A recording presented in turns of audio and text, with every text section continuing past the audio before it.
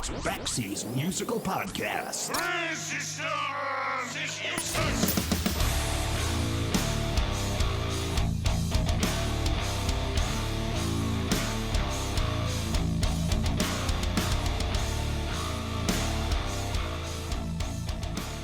In the early to mid-1980s, there was this enormous pile of music that was being released and played on campus radio stations around the country, including the campus radio station where I spent a great deal of my time in an effort to avoid things like classes, studying, and learning shit. In fact, I was the program director of my college radio station for a while, meaning that part of my job was to figure out what songs we were going to play and when, which I found intensely more interesting than European literature or anything that would involve math.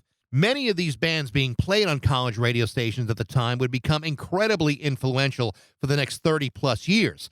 This included bands like Sonic Youth, Husker Du, The Replacements, The Minutemen, and a band from my home state of Massachusetts, Dinosaur Jr. Oddly enough, when I bought their first album, Living All Over Me, in 1987, I had no idea where they were from. I just assumed they were from Minnesota like most of the other bands that we were playing back then. But Dinosaur Jr. was a band that was pretty unique, something ahead of their time, even amongst all those other bands who were also ahead of their time. Dinosaur Jr. was maybe just a little bit more so. They were simple and sophisticated and freaking loud. At least that's the way it was being played in 1987. Over the years, Dinosaur Jr. would rarely disappoint. In fact, their catalog of music is one of the more consistently awesome and celebrated bodies of work to emerge from the days of college radio. Much of it tends to center around the legacy built by the band's guitar player and primary songwriter, Jay Mascis. But longtime fans will understand that much of the band's greatness centered around the rhythm section of Murph on drums and my guest today, bass player Lou Barlow. Whether you're listening to their early stuff like You're Living All Over Me, or their follow-up album Bug, or his work with the band Sebadoh, or with the Folk Explosion, whose song Natural One would become a top 40 hit, or even the stuff he's recorded since rejoining Dinosaur Jr. in 2005, Lou Barlow's career has had a profound effect and influence on music for the last 37 years. And even though he only lives 14 and a half miles from my house, this is the first time that I've had a chance to speak with the legendary Lou Barlow from Dinosaur Jr. on Baxie's musical podcast.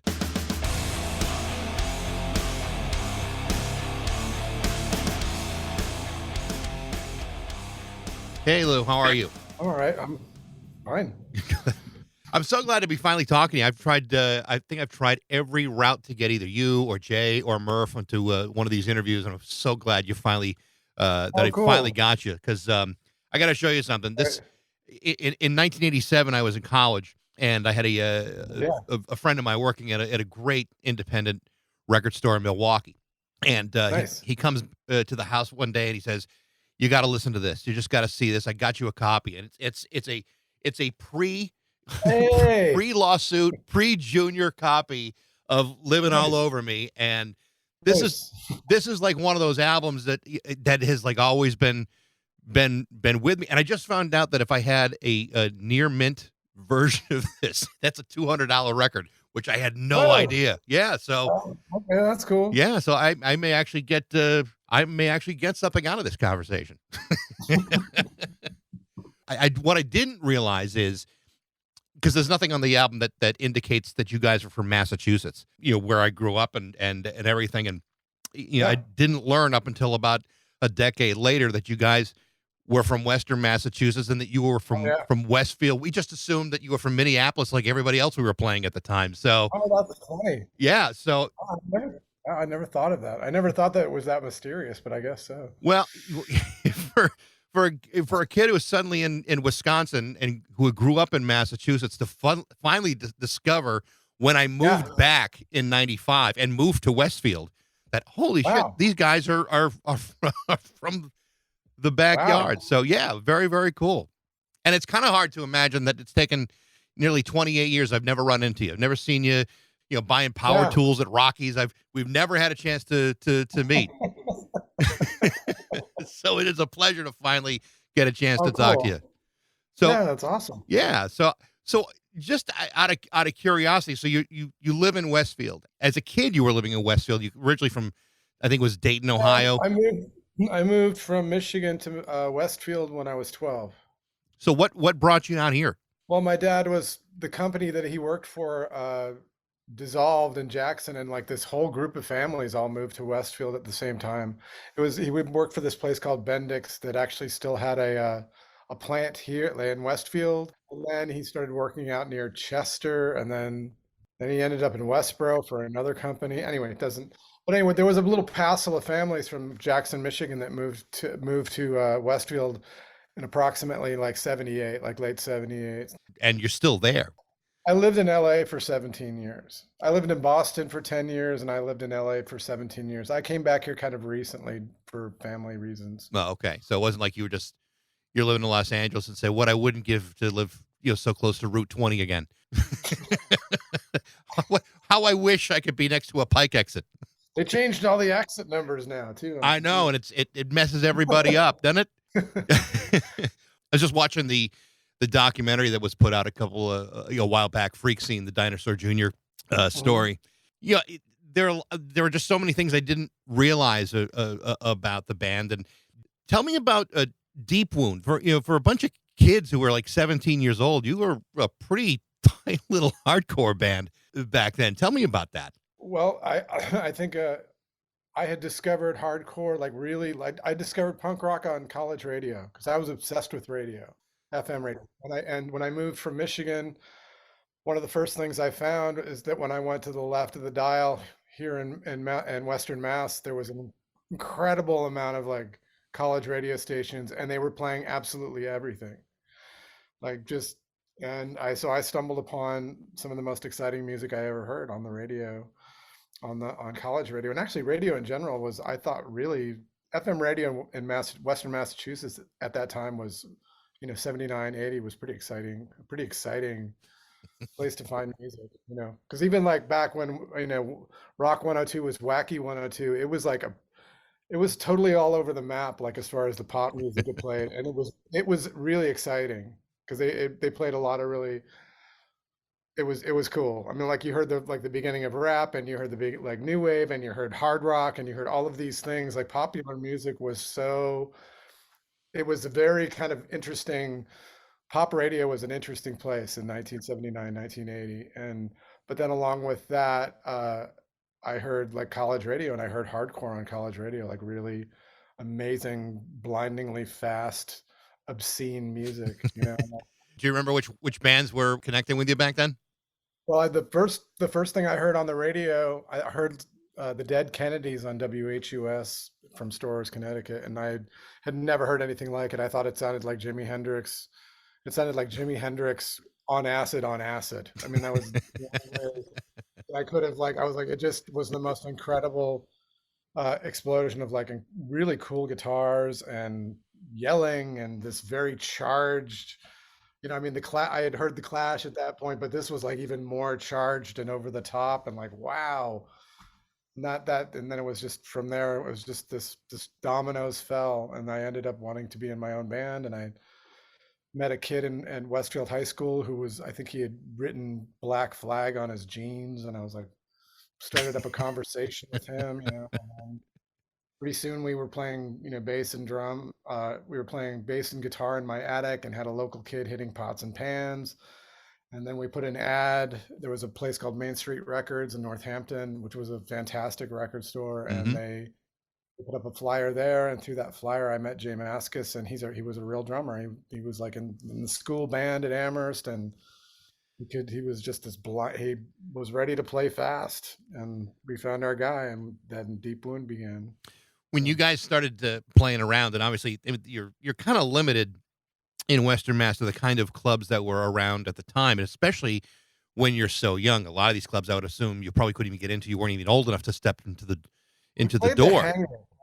At the hangar. We played the hangar in Amherst, and then the rest was like community centers and halls. Like the Greenfield Grange was a big spot for shows, a big spot. So many amazing shows there, like touring local, like just really cool touring national acts like the Big Boys.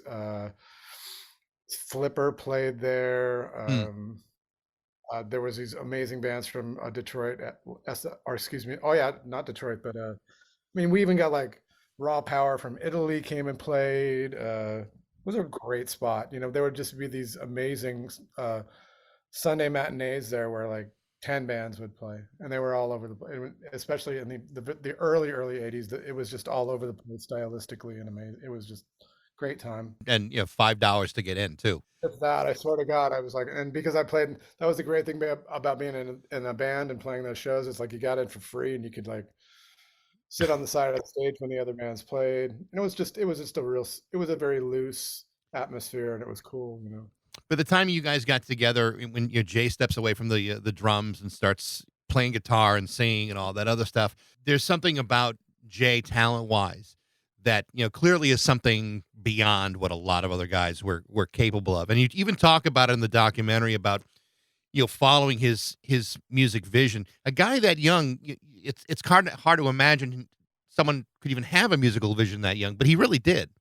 Well, I think Jay is kind of like, I think he's a real throwback to what, people from the 60s and 70s, when you look back at like, I don't know, Ray Davies or someone, or even, when you consider how young some of our real classic musicians were, especially in the 60s, when they started doing things that to this day our little minds are still trying to comprehend and still obsessing over. Like, I think to be perfectly honest, I think Jay actually really was that caliber.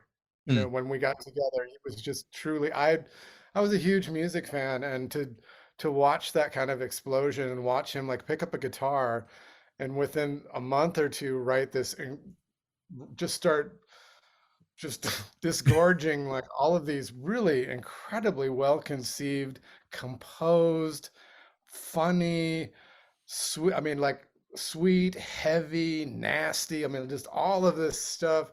He was a freshman at UMass and just like boof. And if you go back and look at like, the real classic talents or whatever, people work, I think that's the time, when you're 18, 19, that's when the songs start coming. They come hot and fast for like 4 or 5 years. And I witnessed that with, I was there to watch Jay kind of blossom in that way. It was a, incomparable experience. One of the things that I've always felt is like a lot of the songwriting was a lot more sophisticated than a lot of the other bands that were coming out at that point. I mean, there are some things you hear in those songs that nobody was doing, and even as great as some of your contemporaries were, it's like, all right, that's something remarkably different. The difference is, I remember seeing you guys, back then when the record came out, and the thing that, I mean, I may have been drinking, but the thing that I remember most was that it seemed ridiculously loud, and Yes. That's maybe, that was probably the point to begin with, and even now, I can't listen to Dinosaur Jr. quietly. It doesn't seem to be the kind of band that one should do that for. Yeah. I mean, Jay has a funny memory that he recounts often of seeing Iron Maiden at the Springfield Civic Center and not being able to hear one note that they played because it was so loud. And for him, that was like sort of I don't know, he references it fairly often. And in my mind, I'm always thinking, well, is that bad? But he's like, no, it's not. And I remember like I saw Husker Du in East Hampton at a hall. Like I don't know if it was the Elks or like, I remember seeing Husker Du there and having no idea what they were playing because it was so blinding. But I do remember, but I sat there right in front of them and like just absorbed and that was part of it. It was part of the experience. And I think Jay really, he had been a drummer before that, but he really wanted, so when he moved to the guitar, he wanted the guitar to be as impactful as a drum set, which means that because drum sets are loud, drums are extremely loud. So he really wanted to bring the guitar a step above the drums. And I think that's part of his vision. And that's kind of why it's so loud. Really. Yeah. It sounds though it may not have been the easiest band to be involved in, especially early on, and it sounds like there were some harsh feelings that were kind of shared, and then you kind of moved away. What was it that was so difficult during those years? Well, I think the funny thing, if I really think back on it, like we never thought it was supposed to be fun. Like I'll tell you, it's like it was never. It was like the good time rock and roll thing was like so suspect to us. Like everything was like I just it's hard to describe becoming a rock musician, but having such a distaste for the rock and roll lifestyle. I mean, like a really like, the idea of being, yeah, the idea of like, hey man, this is cool, rock and roll. I mean, it's like not even like, was so far outside of the way that I think that the misery was something that we had accepted as being part of the deal, really, and that no, it was like a real no pain, no gain kind of ideal, really. I mean, it is looking back on it, it's like, oh my gosh, why did we make that so difficult on ourselves? So I think it was personal to a degree because I mean, Jay he was rough, man. He was classic. He just was like a classic, like, ultra talented, very like regimented, and judgmental. I mean, that just what he was creating and the level of it was it was hand in hand with an attitude to match. That's all I can say. So, which is like classic, and I guess for me, when I was experiencing it at the time and when I was living in it, at first at least I was like, I understood, like I was like, yes, we are at war. We are here to battle. Like we kind of have this very punk rock attitude of like battling the status quo and pulling down. I mean, like we were, Def Leppard. All I can think of is like 1984 Pyromania. Def Leppard is all I'm hearing. All the kids at school are into it. I am into the most like violent thing. I mean, not just violent. I mean, actually, it really changed in '94. There was a lot of nuance that was coming into it, but I can say that the primary message of all of the music that I listened to was anti-mainstream, Yeah. like to a pretty extreme degree. So that kind of attitude and the unpleasantness kind of came with it. So as you're going through it, you're committed to it, but if you're not having fun, what was it that was keeping you in it? You know what was fun? It was making the records and then getting high, like getting high for the first time. It's like I loved making the music. I loved listening to the music. I loved the process of recording the music. And then once I started, and I think sort of in Jay's wake, I was really inspired myself to like make my own music. I thought it would be very different, but I was like sending in, there was a radio show at WMUA in Amherst called Data Vision that was just asking for people to send tapes to them. So my first tapes the first music I made were like these, 30-second songs of like screaming and like acoustic guitar just wailing away and distortion and overloaded stuff that I sent to them hoping they'd play it on the radio, and they did. So it's just like they play that so for me, when I was like 15, 16, getting somebody to play one of my cassettes, at midnight on a Sunday was like a big deal. Yeah. So yeah, there's all this like maybe this personal upheaval and this kind of, and also which is also happening at the same time as like, your post puberty and sort of trying to manage the world as an adult and come into your body and your mind and like, but it was accompanied by just the thrill of making music, which is just, I think just the pure thrill of making music, whether it's painful or not, whether it's a huge pain in the ass or not, whether it's worth, a fucking 5-hour drive in your parents' station wagon to the fucking Bowery in New York City to play at CBGB's, and barely make it home, like that was like that pure experience, no matter how personally unpleasant it might have been, personal politics. The fact is it was like introducing me to the world, Yeah. so that supersedes everything else. Like driving to fucking, Boston and playing at fucking 2 o'clock in the morning and at Chet's last call to like 5 people and then driving Route 2 all the way fucking in the dark and getting home at fucking 5 o'clock in the morning. I mean, like, I mean, that stuff was hard. I mean, so it's like it sort of, but it Re- was all Really, because it sounds like a lot of all fucking part of it. fun. It was. I mean, it really was. It was a rite of passage, and whatever came with that was totally fine. Yeah. Well, I'm glad you sent your tapes to the right place because you had sent them to Rock 102. We would have found a way to record over them, and they would have been lost forever. I know.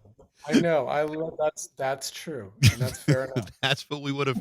That's what we would have done. But when I hear what you're saying, and when when I hear those the Sebadoh records, especially the early ones, I mean, it always seems like you were purging something, some pent up frustration and some anger. Like it sounded like these were records that you needed, like personally, to purge out of yourself, and it seems like Yeah, that's no, what it's a very Sebadoh was for you. yeah. I mean, I still feel that way about music. It's like number one, it's about me documenting my life somehow. I mean, it's kind of a selfish thing, really. Ultimately, it's extremely selfish. It's about me, like me doing telling my story for myself. So it's existing in some way outside of me because I don't keep notebooks. You know what I mean? I'm not Hmm. writing. I'm not gonna write a novel. I'm not gonna like my memory is so fractured. I can barely tell story. I mean, I can barely tell like true stories to people. It's like, but the songs themselves become the document. That it's like I was here. I think that was the beautiful thing about punk rock to me was that the main message was like, I'm here. That's it. Yeah. It's just like, I'm here. Whether thousands of people listen to it, so it's not fucking, Uter Gleben, Globen, Globen. I mean, it's not, it's not on that level. Nobody's listening to it, but you are the misfit at your high school, but it's just that little germ of just like, I am here. This is what I have to say. And there are, despite all improbabilities, there are people that will listen to that, and that it'll make you, you just know that, like, because I know that when I heard those raw bits of other people, that meant so much to me. And so that's kind of what really inspired it.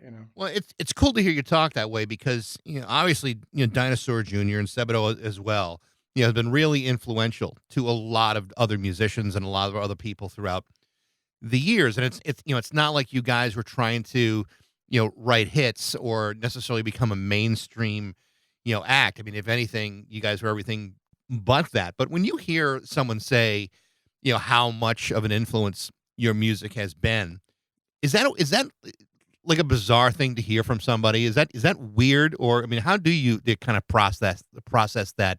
That's the best thing anyone could ever tell me, because that's all I care about. It's like, I know what influenced me. I know what that means to me. When someone says, I know, I know that when I'm able to tell somebody like this actually really meant something to me and really mean it to them, it's like that's a gift. I mean, I don't know where else to go. I mean, it's like, I know it's, and when you meet people, I mean, like, I've met, a few people, a few of my heroes throughout the years or whatever. And if you tell one of them like, this means something to me, and they look at you and go like, wow, thanks. It's like, okay, like some exchange has been made, and it's like, and there's a beautiful analogy that Mike Watt came up with, from the Minutemen, and he was like, and I mean, Mike Watt himself, this is a guy that if you talk to him, like his formative experiences were like, he took the bus out to the California Jam, and like God, when, like 76, like the big California Jam with Deep Purple, and he literally went out there on a public bus and slept in the mud, and then woke up in the morning, like woke up and heard, I mean, like classic rock is everything to these. I mean, that's the funny thing about meeting a lot of my heroes, like Ian MacKaye from Minor Threat, Henry Rollins, Mike Watt, John Brannon from Negative Approach. A lot of these hardcore guys, they have such a foundation of classic rock and what they love, and like it's just become so. But Mike Watt said a beautiful thing. He was like, music is a river. If you if you can float your fucking boat on that river for a while, great. It's like, that's it. It's like, because when you make music, you just create part of this huge. I mean, I like that analogy because I love the idea of it just of this flow and that you're adding to a flow and it kind of doesn't matter. I mean, where you're coming from on the different angles or whatever, or the different genres, blah blah blah. All of that stuff is almost meaningless to just making these, trying to like identify all of it. But what it really is just a big flow of like words and sounds, and it's just wonderful to be a part of that. And the way that he described it is it's one of the most beautiful things I've heard, and true. When you're writing songs and performing, I know that you're not necessarily you're. I mean, yes, obviously you want people to listen to it, you want people to appreciate it, but when you accidentally stumble across a song that you've created and it winds up becoming a hit, like Natural One from Folk Implosion. I mean that's just going to be for a guy who had been doing it for as long as you have. Then suddenly in 1995, boom, you got a mainstream hit on your hand. I mean that must be just mind blowing. It was amazing, man. I'll tell you, like I went to like at the time, like I went to a liquor store in Westfield, I was home to visit my parents. I'm like, okay, time for a run. So I did a run to the liquor store and I fucking heard Natural One in a liquor store in Westfield, Massachusetts. And I was like, I don't even know I was like, this is a moment. Because I mean, pop radio meant a lot to me. I love radio. I loved big radio and I still love big radio. But I mean, I loved it. And I'm just, because you, because you have 102 attached with you, I'll just tell you, wacky 102 before it became serious, Yep. before it became pop. But wacky 102 was like amazing because like I heard so much incredible shit and I was like, man, Natural One, because it hit the top 40. I was like, fucking Natural One would have been played on Wacky 102. Yeah, It it would would have have been been. played. It would have been played next to all the other stuff that was playing because it was so chaotic because it was hit radio, so it was all over the place. It was like REO Speedwagon, Devo, the Flying Lizards, the fucking Go-Go's, like Journey, like yes, it's like this all in this one big go of like, and to know that like one of my little songs fucking made it to the stew, just to that stew at that, I was like, they would have played it probably, I mean, it would have. Anyway, it's just that, I was, man, I was psyched, and to this day, it's like I will never try to downplay that, or ever like I'll be like, nope. Casey Kasem like announcing Natural One. It only hit number 26.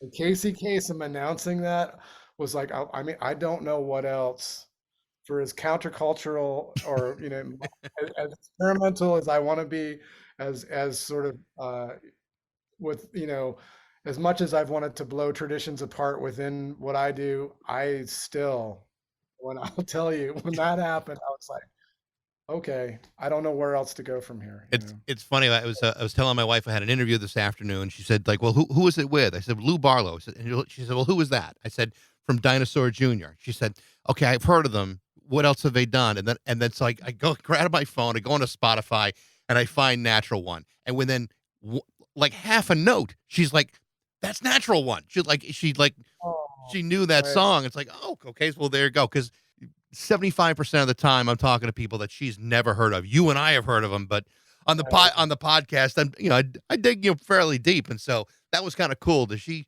definitely knew that song and definitely knew who you were at that point. And then That's so cool. to say, yeah, he's from Westfield. She said, well, I went to Westfield State. I said, I know. And so I said, dude, they're 14 and a half miles from our house. But no, I mean it just has to be a thrill to hear that and to know they just created something that's really connecting, around the globe and around the country. This is what an amazing thing that had to be. Yeah, and especially because what the music itself that we made was so off the cuff. Mm. It happened so quickly. It was so much fun. You know what I mean? So it's really good that it wasn't like, I mean, because I know from experience, it's like, a lot of times there's a lot of like, angst and just like, ooh, and I mean, making a hit song is it can be, it's like a scientific process. And like, there's all of this weight brought to it and all of it. I mean, and just to know that when my contribution, to the top 40 was like a really good time is really that to me is like, I'm like, okay, that's one of those things that just, it always and because that happened, it reminds me that like really the core of what you want to do. And actually, even if you go back in time, and I'm sure just conjure up all the stories of hit songs and blah blah blah, it's like, they're often just these moments that the people themselves, as they were experiencing them, they were experiencing extraordinary moments, especially the one hit wonders. It's like, no, this was this extraordinary moment that came together. And like, and it always, like, I love it because it always it always supports the story that, you're meant to have fun, you're meant to love music, and you're meant to love like just the pure raw little bit of just communicating one-on-one, because that's where the real spark can happen. I mean, of course, yes, you can also spend 3 years just making the most scientifically perfect, wonderful pop song that everybody loves and that I love even. But just the history of music is just, there's just all these wonderful sparks of just pure inspiration and fun. And Yeah. I love that. Jump ahead a bunch of years. 2004, you rejoined Jay on stage with Mike Watt of the Minutemen and the Ashton Brothers from the Stooges, and that seemed to kind of put you guys somewhat back on track, and certainly, in the same, space together. But what was different between the two of you since you had left the band at that point? I mean, it had been a number of years since the two of you had really, connected musically after you were let go in that band. But what had changed to bring you guys back? I don't know. I think Jay, despite being kind of a hard figure in my life, where I'm like, ooh, he's like a hard, I mean, he's very opinionated, very like, I think that he, like me, I think the thing that we do have in common is that it's all about the music, So when everything is said and done, it's like, do you want to make that music again? It's like, I mean, yes. It's not like, it doesn't come down to like, do I want to hang out with that guy again? You know what I mean? It doesn't come down to those kind of personal decisions. It comes down to a musical decision. Yeah. And I think that Jay shares that with me, like that I think. And when I met him again, it's like, yeah, I mean, as much as I had like, I mean, boy, if you talk to me for more than like a couple of hours some night somewhere, I could get to just like, then this happened and I hated it and I can't believe and they should have never and blah blah blah. I was like, I could really go off on that, but then it's like, I could go blah, blah, blah, blah, blah, and at the end of it, like, well, do you want to play with them again? I'm like, yes. Would you do that again? Yes, in a second I would. I mean, Yeah. it's like, and to know that Jay on some level, had the same feeling, like, hey, why not? It worked. Why don't we try it again? And it's like, that's what changed. I think, I don't know if it's what changed. I think it's what we just got to, like, Yeah. where, well, I got to a point where I wasn't like, I wasn't as angry as I used to be. And he got to a point where he was just like, yeah, sure, whatever. Let's try something else. Is it any more fun now than it was back in 87, 88? Oh yeah. I mean, no, I mean, it's wonderful to be a conscious person. I don't know if I was conscious when I was 19 or 20. I just feel like I feel like the world was coming at me at like fucking 300 miles an hour, and I took bits and pieces from it. But like everything was everything was so fraught with performance anxiety, and fraught with just, I wanted to be good and I wanted to do better and I wanted to like, and I never thought, I mean, I was always just striving to be much, much better than I was. And now it's like, I'm like, it's like, I'm doing my best. It's like, Well, but back and when I hear the newer records, like Sweeping Into Space, I mean, I it sounds like you guys are just more at peace. I mean, and maybe that's just I'm just hearing that in my head, and maybe concocting a bunch of horseshit. But it's like, I feel like, okay, now you just kind of settle into a pocket where, back in the 80s, it may have felt more, I don't want to say erratic, but like it could fall apart at any moment. Here it sounds like you Yeah, guys are a whole lot more engaged with each other, all three of you. that's true.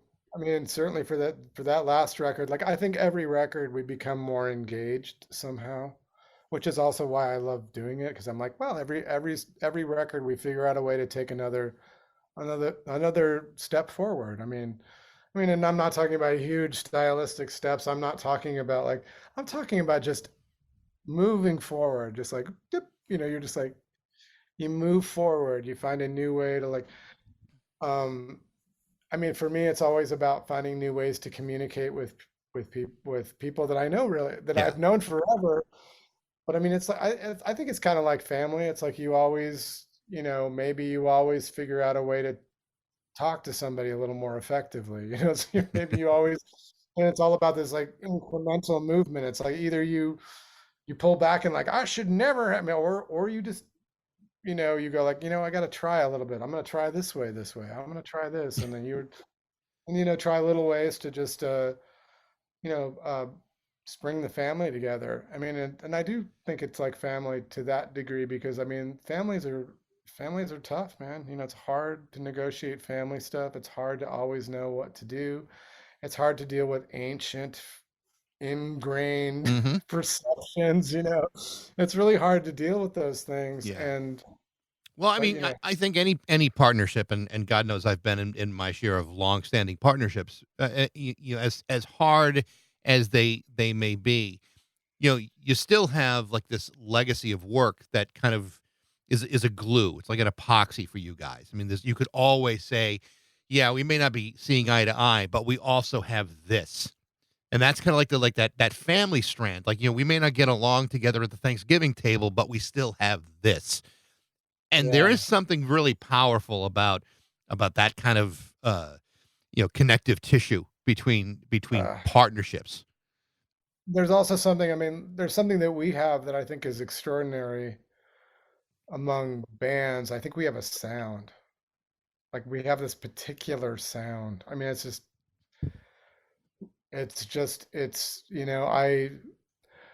I I relate it to the Ramones because there was one thing with the Ramones. I'm like every time the Ramones, I mean everything they do, it's like Ramones. It's like unmistakably, and it has it has to do with the way they play together. It has to do with a certain amount of primitive, like sort of a primitive aspect to what they do. And Dinosaur Jr., what I really love is we do have a primitive aspect of what we do. And it really does come down to something that we learned when we were very young. And it comes down to like this muscle memory and this, we just have this thing that we do. And it's like that in itself is like pretty amazing to have, Yeah. you know? And then to put some of those issues aside, I mean, some of the contemporaries you guys, used to be associated with in that genre, the Sonic Youth, the Husker Du's, the Replacements. I mean, they weren't able to keep it together, but I mean, you guys have. I mean, obviously, it's all different situational, relationships and all of that. But I mean, you guys have been able to get beyond it, get back together, and produce real great music again. Like you barely skipped a beat. Well, I do think there's something really unique about the way we play together. Like my style of playing bass is really weird. It's like it's odd, it's not, and the way that I play is actually so linked to the way that Murph plays that I mean, there's a chemistry that happens there, and it's totally born out of the way that we played together when we were in our teens, Yeah. really.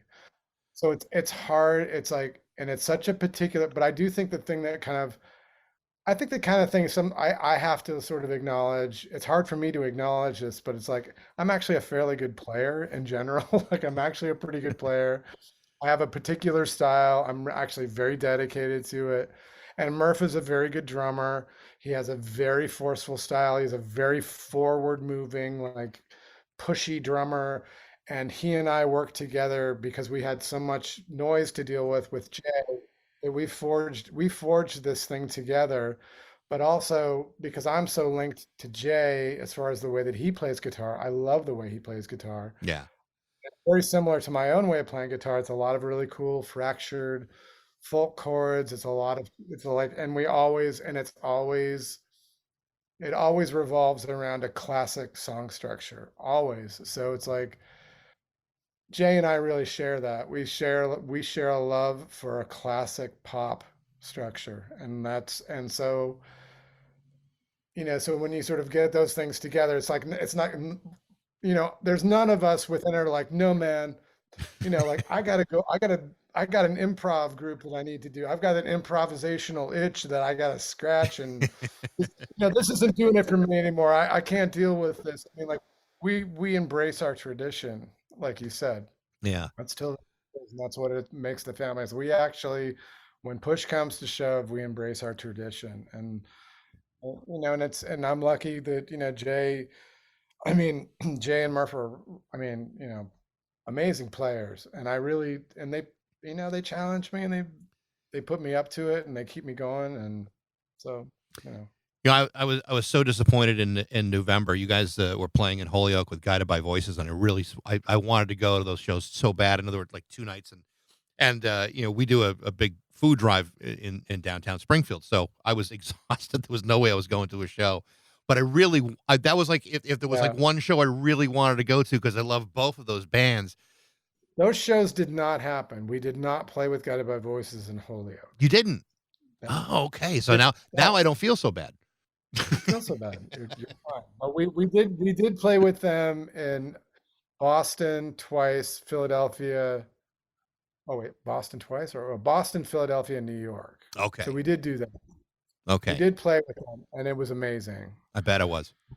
Yeah, it was super cool, and I was able to verify that Robert Pollard and myself were born in the same hospital, which is pretty cool. And he also told me that a lot of times when when he's critical of my work or says things about me, that he's just fucking giving me shit. He's just teasing me. Good to Just know. busting my balls. He's just a ball buster, and you know what? That's cool. And we had pretty good hangs with Guided by Voices, which was really sweet, and that was a great double bill. Yeah. Also been listening to your podcast with your wife Adele. That's pretty cool. That's fun. Oh yeah, we're way into that. Yeah. I'm working, and I'm like, it's making me make a lot of new music. Although, like for instance, right now I'm concentrating on recreating note for note. I mean, maybe not note for note, but I'm trying to recreate the Light Break commercial from the very early 70s. It's only 30 seconds long, but I've already spent like all day trying to think about strategizing how to recreate that commercial, because I've already done 3 other ones. But I think I want that to be part of the podcast. It's like me recreating commercials. That's my musical concern right now. I implore people to listen. Please listen to our podcast. It's very music. It's all about music. We interviewed Ben Bridwell from Band of Horses last week and got a really cool interview out of him, and like a really good. He contributed an amazing Lemonheads cover to the podcast, and that's great. So we're like, I don't know, it's something fun. It's just really fun for us to do. It's that's like awesome. Radio, man. It's like our own little mini radio. Well, hopefully you won't record any tapes or do what we do. I am using a lot of cassettes on this podcast, because I'm recording all of the tunes onto cassette, and all the voiceovers, like the carts. I want it to be like the old school cart that you shove in. Yeah. I want to be like all of a sudden you get the flood of hiss, and then like this crazy voice. Like, you are now. I'm really, really obsessed with the idea of reintroducing analog to this like digital podcast realm, but. I know we don't have a whole lot of time left, but what's going on with Dinosaur Jr. now? I know you're playing a festival in coming up later next year in March, yeah. I think it is, and in Idaho, which I know is not necessarily a great place for you guys historically. I hope you're all getting separate rooms, but oh no, Boise's amazing, man. Boise's cool. Boise's is cool. Boise is badass. I mean, Boise's like any place around here. I mean, honestly, it's not. It's a. I don't know. There's so many wonderful. If I could just make a completely generic statement, I'm telling you, this country is loaded with amazing towns, and that have all just grown and been thriving and prospering for the last fucking 40 years that I've traveled. I'll tell you, like, there's so many great towns and Yeah. so many great. I mean, anywhere you go, man, there's definitely people who love music and definitely people that are cool, man. Yeah. You know. You guys going to be recording again, or is that not at that point yet? It's not on the cards right now. I mean, I would imagine maybe at the end of this next year, the word might come down. I think Jay is focusing on finishing a solo record because that's how his cycles are: Dino record, solo record, Dino record, solo record, Dino record. So he did the Dino record. Now it's the solo record time, and so he'll undoubtedly do that. And then in the meantime, I'll be hustling, trying to figure my shit out. Lou, it's been a real pleasure talking to you. Great to finally meet you. Maybe I'll bump into you at the Big Y or the Big E or the Rockies or something like that. The big something. Absolutely. Yeah, Great. all right, cool. Great to talk to you. Thanks for spending some time. I appreciate it. No worries. Totally good. All right, Lou. Thank you so much. Have a great night. You too. The name of Lou and his wife Adele's podcast is called Raw Impressions, available on Apple Podcasts and a bunch of other places too. Thanks for listening. I hope you enjoyed it. If you did, feel free to like it, review it, tell all your friends about it. You can email me at bax@rock102.com. I'd love to know what you think. And thanks again for listening to Baxie's Musical Podcast.